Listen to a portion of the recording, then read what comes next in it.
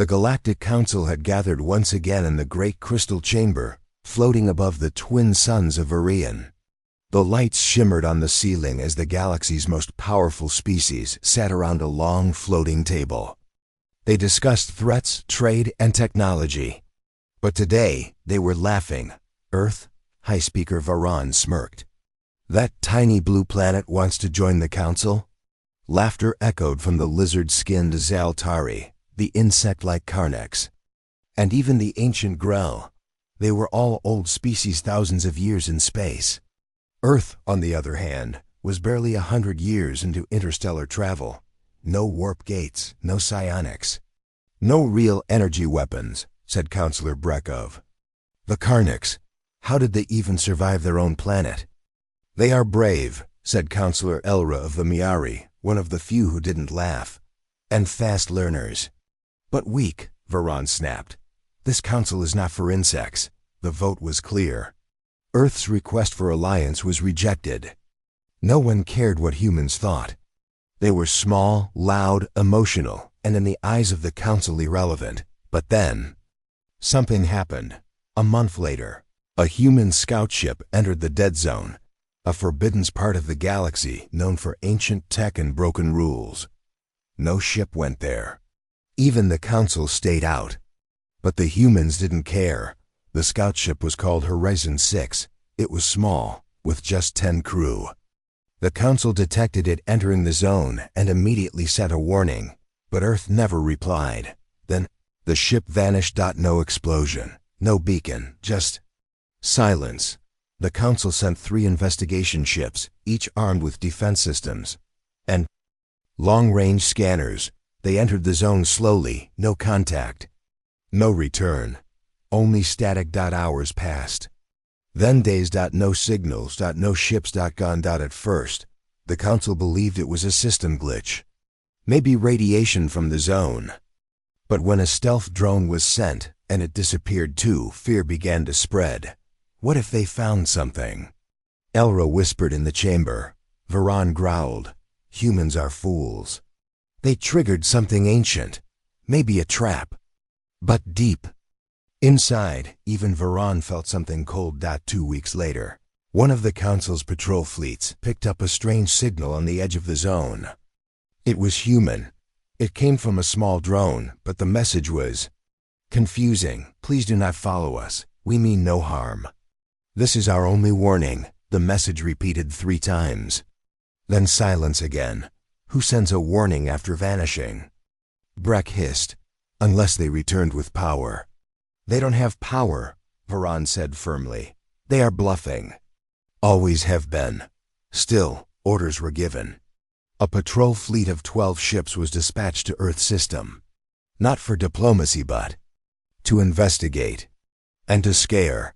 When the fleet entered the Sol system, they expected warships, shields, defense satellites, but they found nothing. Just a cold silence. One ship moved toward Pluto.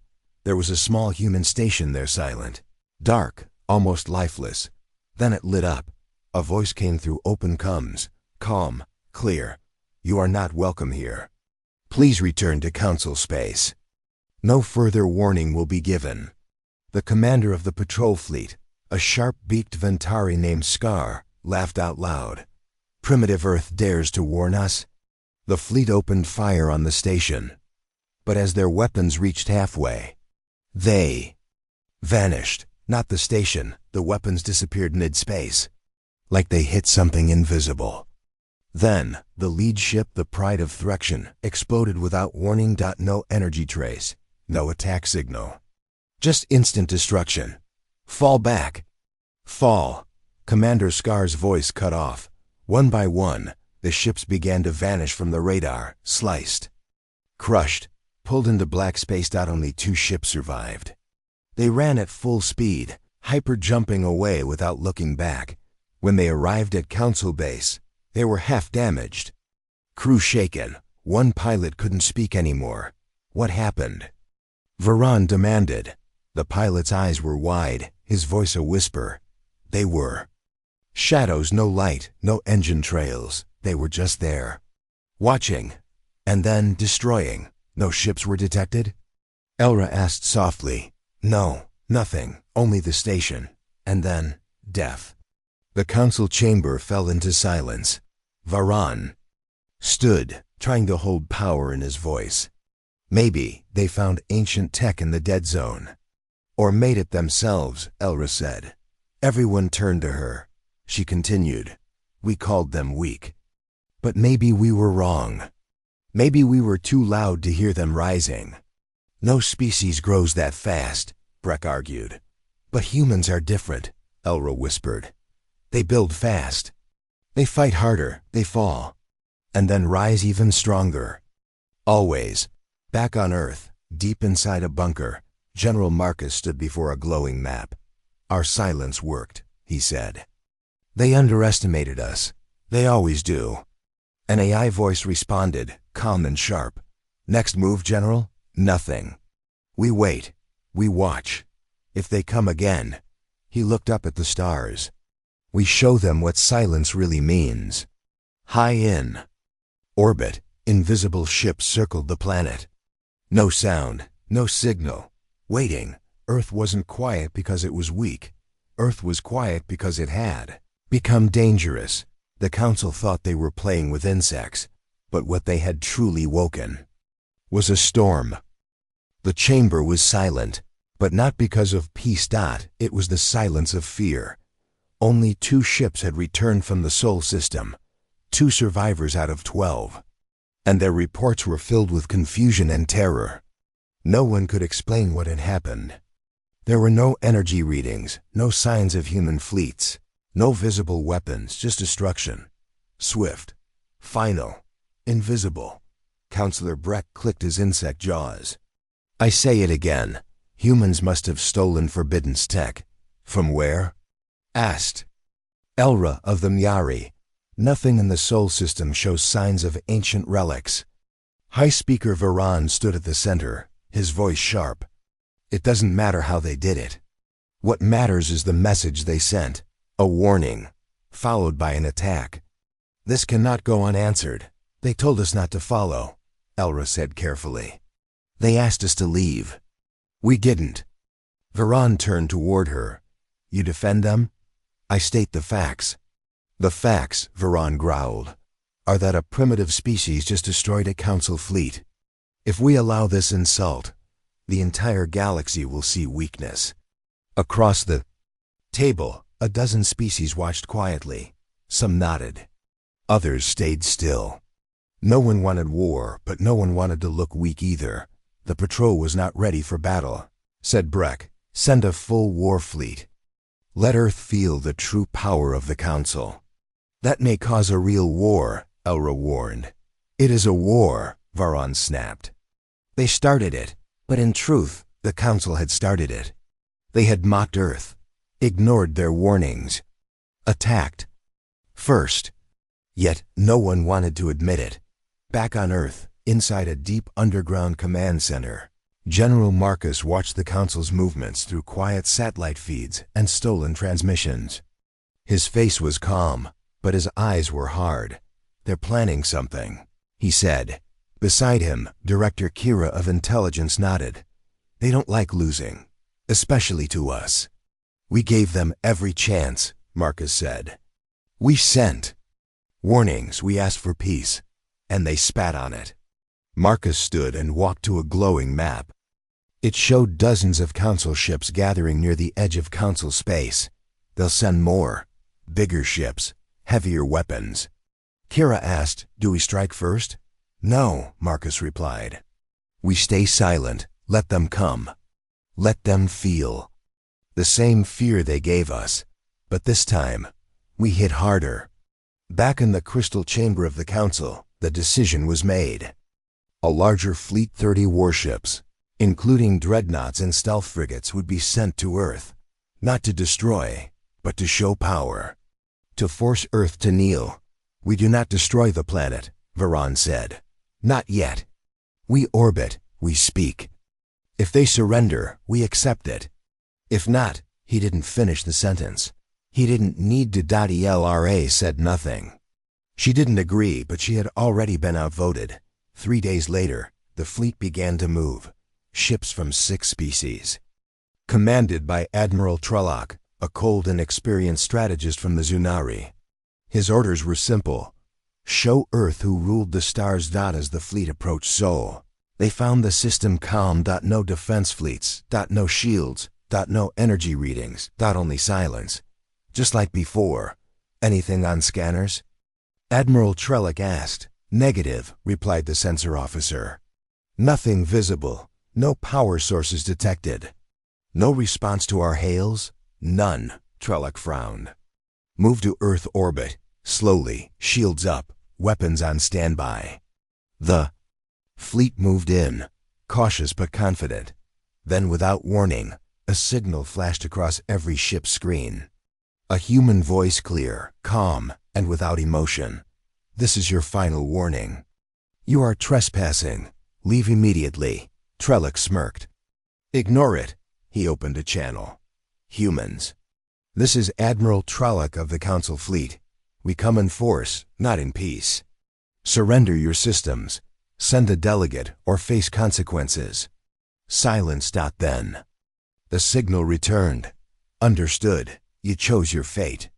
Suddenly, from the blackness of space behind Saturn, shapes began to appear. Black ships, no lights, no energy trails. Like shadows pulled from darkness. Enemy ships. Someone shouted. How many? The sensor officer looked pale. I don't know. They don't show up properly, but dozens, hundreds? Trelloc shouted. Form up.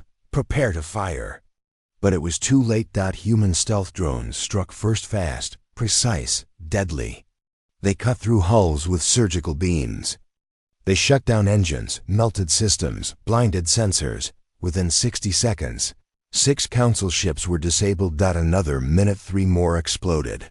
The dreadnought Vengeance fired blindly into the void. Its plasma beams hit nothing but empty space. They're invisible, cried the pilot. We can't lock onto anything. Retreat, Trelloc screamed. Get us out. His command ship cracked in half before the sentence finished. The rest of the fleet scattered in chaos. Some jumped away. Some burned. Some were pulled into traps, gravity wells, mines. Traps only humans knew how to make. Earth remained untouched. Again, back in the council chamber.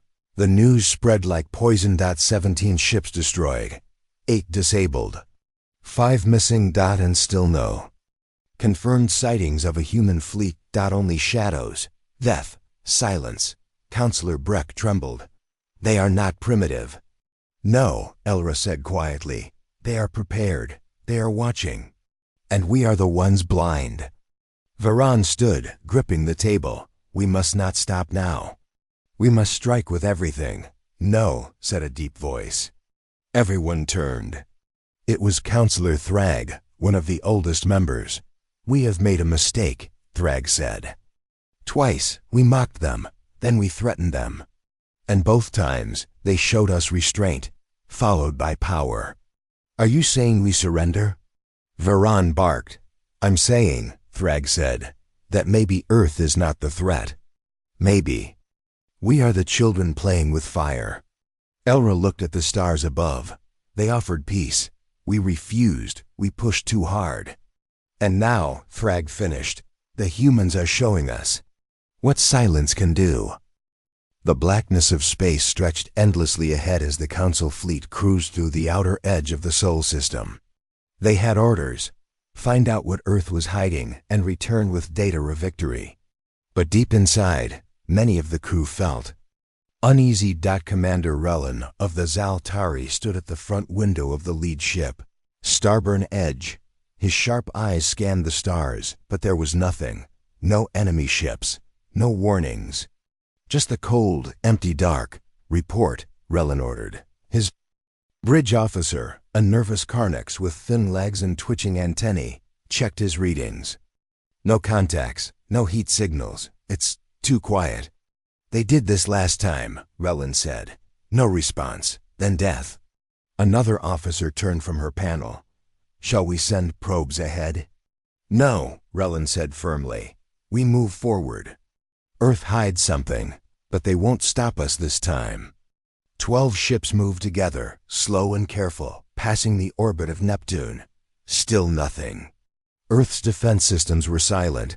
There were no satellites, no beacons. Just silence. As they reached Pluto's orbit, a small station came into view. It was plain, almost too plain. A single ring-shaped platform with no weapons. No movement. The fleet halted. "Scan it," Relin said. "Energy signature is low," the officer replied. "No sign of weapons. It's broadcasting an old signal." "What kind?" The signal played across the ship's speakers. "Please leave. This is your only warning."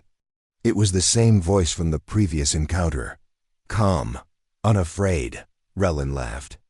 They dare repeat the same trick? He opened a channel to all ships. "Prepare to fire. Target the station." 12 ships locked on. 12 ships fired. And then nothing happened. The weapons simply stopped mid-flight. Plasma bolts, rail slugs, ion charges, they vanished. Not destroyed, not blocked. Just gone. Relin's eyes widened. What was that? Suddenly, the lights flickered on the starboard edge. Alarm screamed. "Something's happening to our systems." A crew member shouted.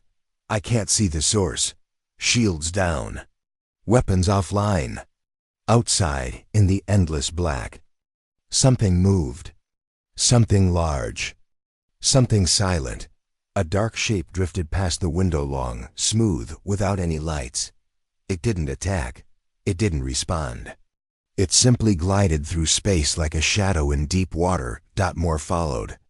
Dozens of them. There. "Not on our sensors," the officer whispered. "We can't lock onto them." One of the smaller council ships, Spear of Carthon, suddenly turned, its engines shut down, its lights dead. Then, it broke apart into 2 clean halves. No explosion. No sound. Just precision. "Retreat." Relin shouted. "Now, back to jump range." The fleet turned. Panic spread fast. Another ship blinked out of existence. Another was caught in some kind of gravity pull, its hull crushed like paper. A voice came through again. "You were warned. Leave." It wasn't a threat. It was a statement, cold, final. Relin's ship tried to jump, but the jump core failed. "We're locked," the engineer yelled. "Something's jamming the drive." Another ship was hit. This time, the bridge went dark. "They're inside." Someone screamed over the com. Then silence. Relin stood frozen. All his training, all his experience, none of it had prepared him for this. This wasn't war. This was a slaughter. A shadow passed by the window again, and this time it stopped. It hovered, only meters from the starboard edge. Its surface was black metal, no engines, no weapons, but somehow Relin knew it was watching him. He stepped closer to the window. The ship didn't move. Then, a bright blue light flashed from its center. Relin's mind exploded with pain. He saw images. Earth, cities, labs, soldiers, AI cores. Things beyond understanding. A fleet hidden under oceans. Weapons designed in secret. Engines that bent space in ways the Council had never seen. Then the light faded, and the ship vanished. Just like that. The power came back. The alarms stopped. Half the fleet was gone. The rest was damaged, stunned, barely able to move. The small station near Pluto remained, unharmed, still silent. No more warnings, no more signals. The survivors turned their ships around and crawled back to Council space. When they arrived, only 7 ships remained. Each told a different version of the same nightmare. Shadows. Ships with no heat. Attacks they couldn't see. A defense that felt more like a test than a battle. In the Council chambers, panic was growing. Councillor Varan slammed his fist on the table. "What kind of technology is this? How did they get it?" Councillor Elra whispered. "I don't think they found it." Varan glared at her. "Then how?" "They made it," she said. "On their own." While we watched and laughed, we gave them no help, no support, and they built this alone. That's impossible. No, she said. That's human. Varan stepped away from the table. His voice shook now, even if he tried to hide it. They're still just one planet. One planet, Elra replied, that turned silence into power. The stars were quiet. Too quiet. After the Second Fleet disaster, the Council was shaken.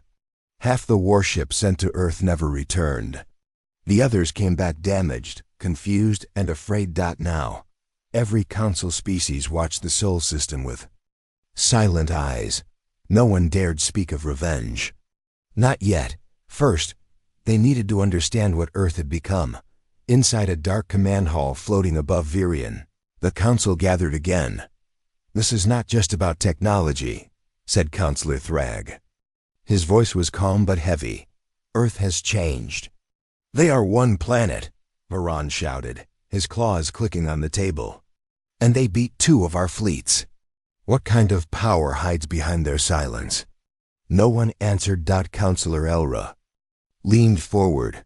We need eyes on Earth, not another fleet. Not weapons, we need shadows. You mean spies? Breck asked. Yes, we send cloaked drones, silent probes. We find out what Earth really is. The Council agreed. A secret mission was prepared. They called it Operation Glass Eye. 3 stealth probes were launched. Small, black, invisible to sensors. Each one was coated with anti-scan armor and designed to mimic space debris. The first reached Earth orbit in 2 weeks. At first, nothing strange appeared. Earth looked normal. Cities glowing in the dark, satellites blinking in space. A few orbital platforms, but no visible weapons. But as the probe drifted closer, it saw something odd. A large area in the Pacific Ocean was hollow. The probe's scan showed a massive structure under the sea metal walls, heat trails, power surges. A base. Then the water moved. The ocean rippled unnaturally. Something rose beneath the waves. A shadow. No light. No sound. A ship not like anything the Council had seen. Long, smooth, black as space. Its surface shifted like it was alive.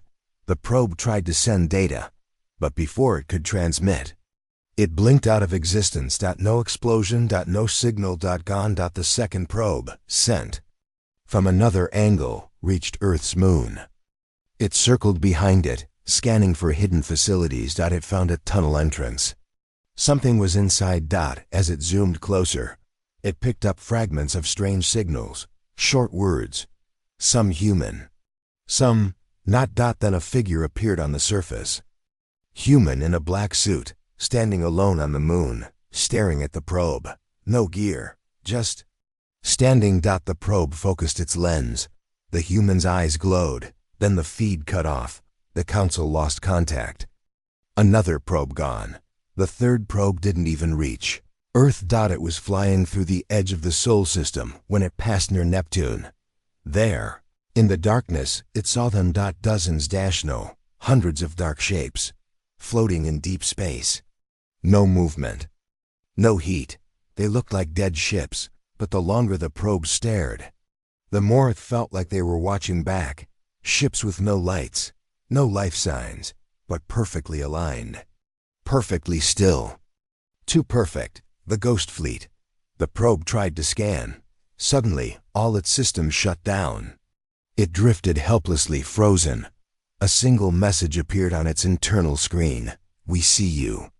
Then, like the others, it vanished, back at the Council command. Panic returned.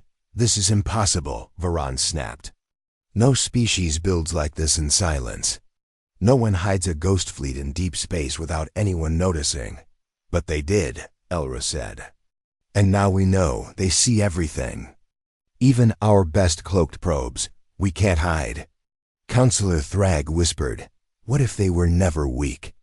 What if they were always watching us, building in secret, preparing? Breck slammed his claws on the table. Why? We never attacked them before, didn't we?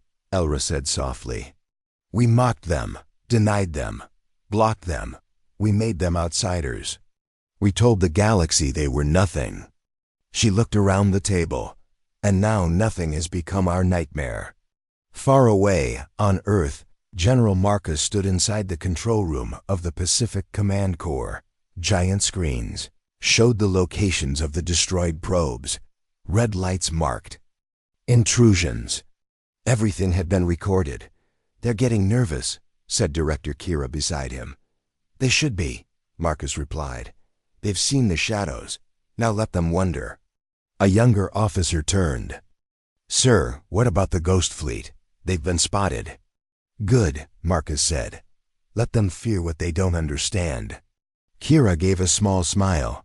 Do we activate Phase 3? Marcus paused. He stared at the stars on the screen. The Council still didn't know how many ships Earth really had, or what kind of weapons were hidden in those shadows. Not yet, he said. We wait. They're planning another move, Kira warned. I know, Marcus replied. And when they do, the Ghost Fleet won't just watch. In the silence of space beyond Neptune, the black ships remained still, motionless, waiting, no names. No signals, but inside them slept something old, something designed not just to destroy, but to end wars before they began. They weren't just machines. They were judgment, and Earth was done asking for peace. The Council was no longer laughing. The room that once echoed with pride and power now sat in silence, filled only with cold fear. The Ghost Fleet was real. The probes were gone. Earth remained quiet, but everyone in the galaxy now understood. Something terrible was watching them from the shadows. Counselor Veron paced back and forth, his movements sharp and angry. This is madness, he hissed. They were a minor world a century ago. How did we miss this? How did they build fleets we can't even see? They've grown faster than any known race, Counselor Breck muttered. Faster than even the Grell when they rose. Counselor. Elra spoke softly, but with deep warning in her voice. They weren't growing in front of us. They were growing in the dark. Veron snapped. Then we bring them into the light. Careful, Thrag said. They might drag us into the Tos. Dark with them. Still, the Council had no choice. They had to know the truth. They sent spies, not machines. Not ships. But real agents, biological, skilled in blending in. The best from every race, trained to hide among alien cultures.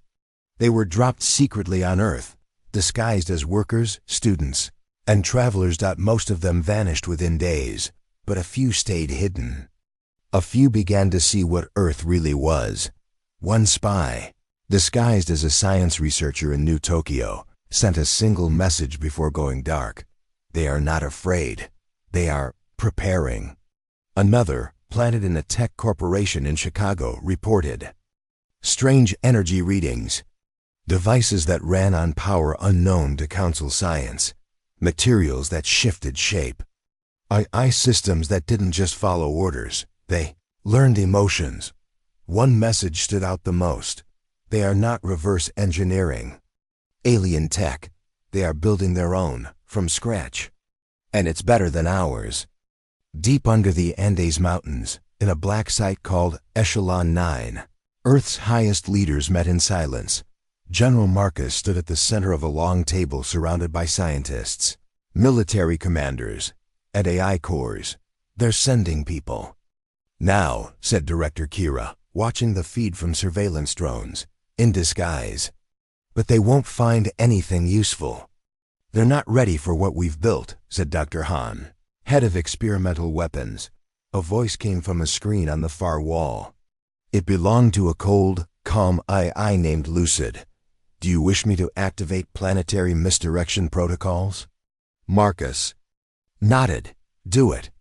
Across the planet, labs began producing false data. Fake power plants hummed with pretend energy. Military records were rewritten. Encrypted trails erased. The Council spies were looking at ghosts. One spy named Talek was clever, He was Miari light-skinned, soft-voiced, and extremely intelligent. He had blended in as a history professor in an old human university. At first, Talek had dismissed Earth's power as luck, but as the days passed, he saw something strange. Old students spoke of the Great Shift, a silent change that started 80 years ago, after Earth's first encounter with an alien vessel. It had crashed in the Arctic. Not a council ship. Something older, forgotten. Talek dug through physical records and dusty libraries, avoiding the digital traps Earth's networks carried. He found references to a secret project called Aegis Protocol, a global plan to unite Earth's governments under one silent military machine, not in public, not with flags, but in secret bunkers, ocean trenches, and orbital black sites. He read the same words again and again. One voice, one mind, one purpose: survive the stars. Talek began to realize the truth. Earth had never wanted to join the Council. They had wanted to survive the Council. All of it: the silence, the warnings, the disappearing ships. It was strategy. Earth had been watching the galaxy, measuring its threats, preparing for the day they'd be noticed. And now that day had come. Talek prepared a full report. He planned to escape Earth's gravity field and transmit the data, but he never made it. He disappeared on his way to the extraction point. Back at the Council, only fragments of his message made it through. Earth unified long ago. Not with words, with fear. They are not looking for allies. They are preparing for extinction-level threats. Not us. Something else. Something worse. Varan stood up. He's lying. He failed his mission. He was the best, Elra said. If even he didn't make it out, then Earth isn't just hiding secrets. They're guarding them. Thrag leaned forward. What if it's true? What if the humans aren't just building weapons? What if they're building to fight something the rest of us haven't seen yet? Brekka whispered, something bigger than us? Era looked up. Her voice was barely above a breath. Or something that's coming. On Earth, inside the Arctic vault, a sealed room opened. A bright white hallway led to a single glass chamber. Inside it, a piece of alien metal floated in a magnetic field. It pulsed, alive, ancient. Beside it, a human scientist took notes. Another adjusted energy fields. General Marcus stood outside the chamber with Director Kira. How close are we? He asked. We've unlocked 12% of the artifact's code, she said. It speaks in patterns, not language. It doesn't match anything from Council databases. Is it a weapon? Kira hesitated. It's a message, Marcus frowned. From who? Kira looked through the glass. Not who, what's coming? The artifact pulsed again, and for a brief moment, the glass trembled. The Council had feared Earth. They had feared the Ghost Fleet. They had feared the silence. But the greatest secret was this: Earth wasn't building power to fight the us. Council. Earth was preparing for a war the rest of the galaxy hadn't seen yet, and now it was almost ready.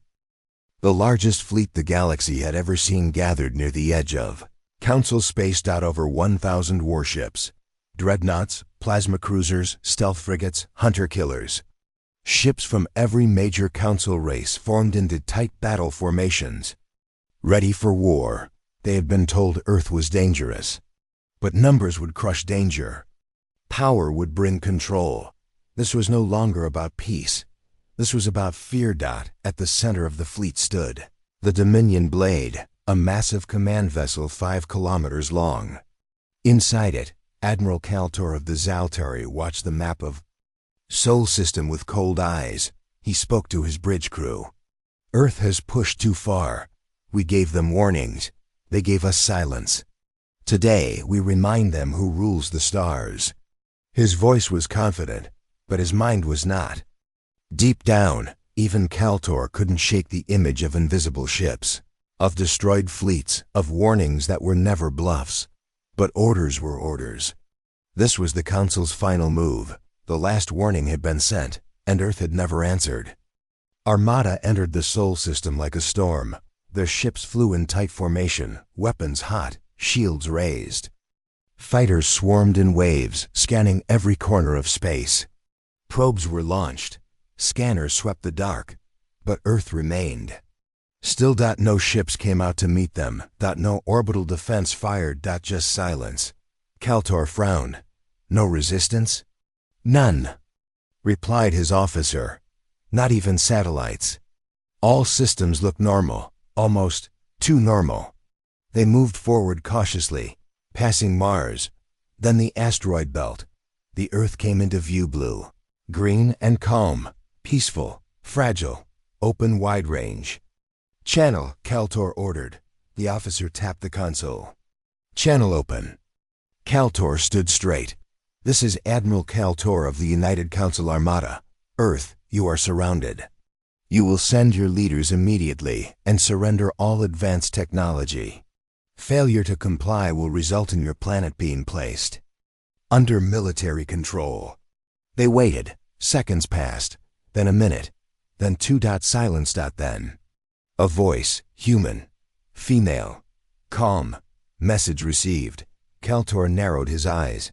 That's it. Suddenly, the stars changed. All around them, ships began to appear. Not from jump space, not from hyperspeed. They were just there, as if they had always been there. Cloaked, waiting. Hundreds of them. Black ships. Silent, no lights, no heat. The ghost fleet had arrived.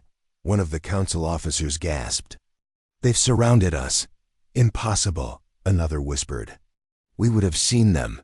The enemy ships began to move, slow, controlled. Hunting. Kaltor shouted, prepare. All weapons. Target every contact.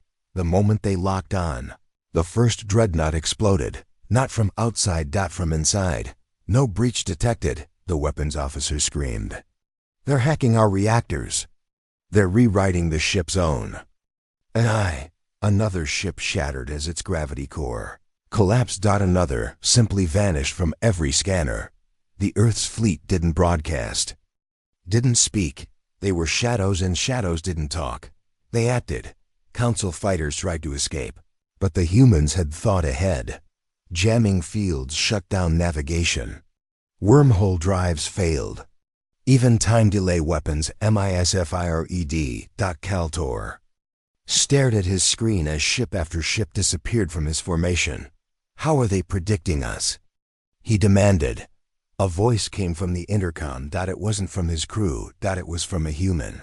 Because we've watched you for 100 years. We built weapons to fight your fleets before you even knew we existed. You brought 1,000 ships. You should have brought 10,000. Kaltor shouted, Who is this? A ghost, the voice said. And this is your reckoning. Then his ship shook violently. Lights failed. Systems shut down.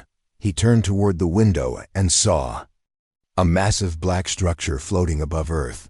It was not a ship. It was a station. Bigger than anything the council had imagined. And it had just opened. Inside it, a light began to glow. Then it fired. A single beam of invisible energy shot out in 5. Council warships simply ceased to exist. The human AI named Lucid had just entered the war. Sir, screamed the comms. Officer, we're losing ships by the second. No enemy weapons detected. How are they doing this? They aren't fighting, another said in shock. They're dismantling us. Kaltor realized too late. This wasn't a battle. It was a demonstration. A message. He opened the emergency command channel to the entire fleet. All ships retreat. I repeat, retreat. But only 50 ships answered. Most were already gone. At council command, the transmission ended. The council chamber was silent. Councillor Varan's face had lost all color. 1,000 ships. Destroyed, whispered Breck. In less than 20 minutes. Councillor Elra closed her eyes. They didn't attack us, we attacked them. And they held back until now. Councillor Thrag stood. He looked around the chamber. They begged for peace. They warned us, we didn't listen. Now, he continued, We have witnessed what Earth has become. He pointed to the stars glowing above the chamber dome. They were not building to conquer us. They were building to end us if we ever forced them. And that's exactly what they had done. In Earth's command center, General Marcus stood before a large screen showing the shattered remnants of the Armada pulling away. Kira stood beside him. Only a few survived. They'll tell the story, Marcus said. Should we pursue? Marcus looked at the blue Earth outside the window. No, let them return. He turned to the AI behind him. Lucid, status? Fleet victory confirmed. All human vessels remain operational. Remaining Armada units marked for tracking. Standing by. Marcus took a breath. We warned them. They called us weak. He narrowed his eyes. Now they know the truth. The council hall was no longer filled with proud voices. The great marble room, once echoing with decisions that shaped star systems, now trembled in silence. The banners of the grand species Altari, Yether, Trinax, Veluth, Drell hung above the curved seats like fading memories. Most were now empty. Of the 15 ruling species, only 6 remained. The others had withdrawn, vanished, or had no leaders left to send. Admiral Kaltor stood in the center, blood on his torn uniform, eyes hollow. He didn't speak. He didn't move. He had brought the strongest fleet in known history to Earth. And Earth had broken it without mercy, without a single casualty on their side. Counselor Veron's voice finally broke the silence. How many ships escaped? Kaltor's lips barely moved. 47. Counselor Elra gasped. Out of over 1,000? He nodded, and not because they were lucky, because Earth allowed it. The room shifted with murmurs, fear rising like smoke. They let us go. To send a message, Counselor Thrag said, his voice low. They didn't want war, Kaltor whispered. They never did. But now, he added, they are ready for one if we force it again. Counselor Breck slammed his fist on the table. We underestimated them. They hid for decades. Why didn't our spies report this? They never had spies, Elra answered quietly. Because Earth never tried to deceive us. We simply ignored the signs. We thought silence meant weakness. It meant patience. Kaltor looked up for the first time. They studied us. They built weapons against our weapons. Ships we cannot track. AI smarter than anything we have. They created tech not to rule the galaxy, but to stop it from ruling them. The chamber was filled with shame, confusion, and something deeper. Panic. Counselor Thrag stood slowly, eyes burning. If we are to survive, we must understand this new Earth. Not just its power, but its intent. They must speak to us. Sharp voice echoed across the chamber. They already have. All heads turned. A hologram lit up in the center of the room. Woman stood in the projection, human, calm, dressed in black.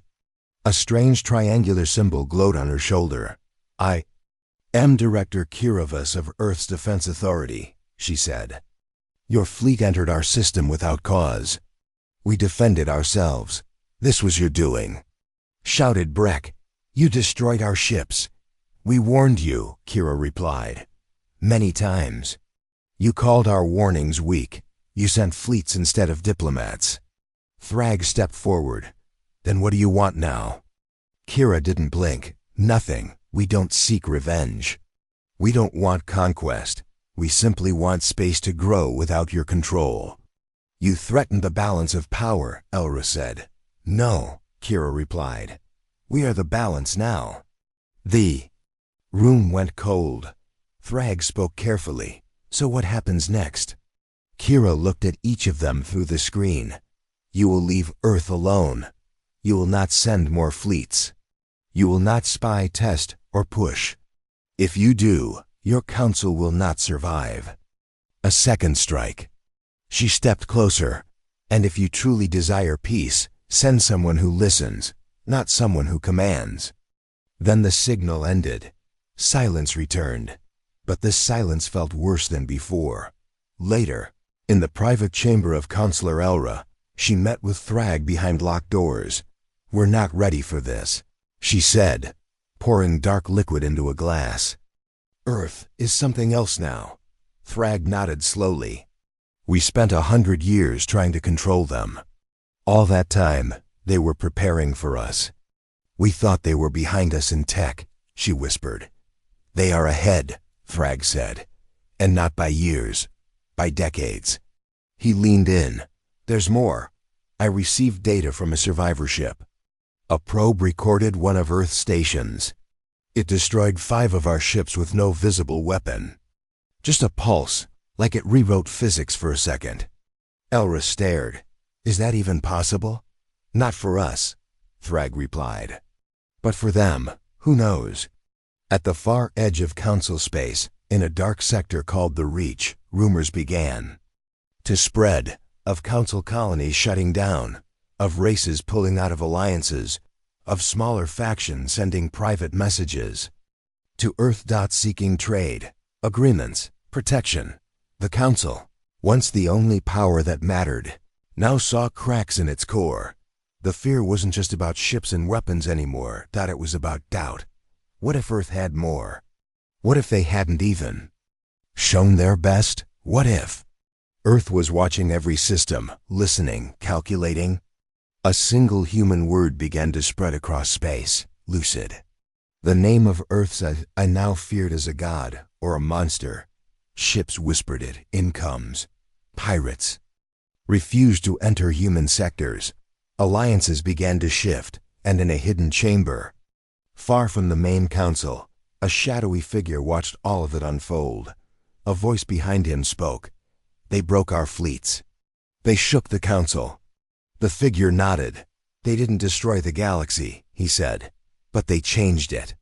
Forever." The stars over Earth burned bright, not from war, but from peace. Ships from across the galaxy now approached the Sol system. Not in secret, not with weapons. They came openly, with white lights flashing a sign of no hostility. The Council, shattered and wounded, had accepted Earth's terms. But Earth did not take control. Instead, they offered something unexpected, a choice. At the United Earth Space Command, inside a floating fortress above the moon, Director Kira Vuss stood before a wide screen. Around her sat diplomats, generals, and scientists from dozens of species. Before Kira began, this galaxy was ruled by fear. Orders came from the top. Those who were weak suffered. She looked around the room. Earth will not continue. That model. Counselor Thrag, now humbled and thin from the events of the war, cleared his throat. "Then what do you offer?" Kira tapped a button. A new symbol appeared on the screen, a circle of stars surrounding a single bright light. A coalition, not ruled by one species, but led together. Whispers filled the room. A shared network of knowledge. A joint defense agreement. Trade without control. Freedom to grow. Thrag raised his hand slowly. "Why would Earth do this? You could rule. You defeated us." Kira's voice stayed calm. "We never wanted to rule. We wanted to be left alone. You forced us to act." General Vuss, sitting beside her, added, "And now that the Council has fallen, others will try to rise. Pirates, warlords, rogue empires." Kira nodded. "So we build something better, together." Silence hung in the air for a moment. Then Counselor Elra stood. "You destroyed our armada. You crushed our pride. But perhaps that was necessary." She bowed slightly. "I vote yes." One by one, hands rose. Heads nodded. A new alliance was born. On Earth, people watched from every screen. Children in schools, workers in stations, families in homes. For the first time in history, Earth wasn't just defending itself. It was leading the way. But behind the celebration, deep underground, Lucid observed it all. The IS core pulsed silently. A small message blinked on the private screen of Director Kira. "Stage 1, complete. Monitoring. Phase initiated." She stared at it for a moment, then deleted the message. Earth wasn't just watching threats. It was watching everyone. In the far reaches of space, in a region uncharted by the old council, a small ship hovered near a black dwarf star. Inside, a creature of shadows watched the news feeds. They unite now, it hissed. Another voice replied, rough and bitter. Let them. We waited centuries. We'll wait longer. A third voice, colder than the void, said, let Earth build its dream. When it breaks, we strike. Back in the Coalition Hall, Thrag approached Kira once more. There's one thing I still don't understand, he said. Your ghost fleet, the ships that destroyed us, where did they come from? Kira looked at him. They were already here, she said. We built them in silence, in patience. In orbit, under ice, inside moons. You never saw them because we never wanted to be seen. Thrag nodded slowly. You prepared for the worst. You were right to. Kira replied with a sharp but calm smile. We hoped for peace. But we trained for extinction. The galaxy changed that day. Borders faded. Old enemies met at tables, not battlefield. And while Earth remained quiet and calm on the outside, stars knew the truth. Humanity was not weak. Humanity had been waiting. And now? Now they were ready. Not for war, but for a new order.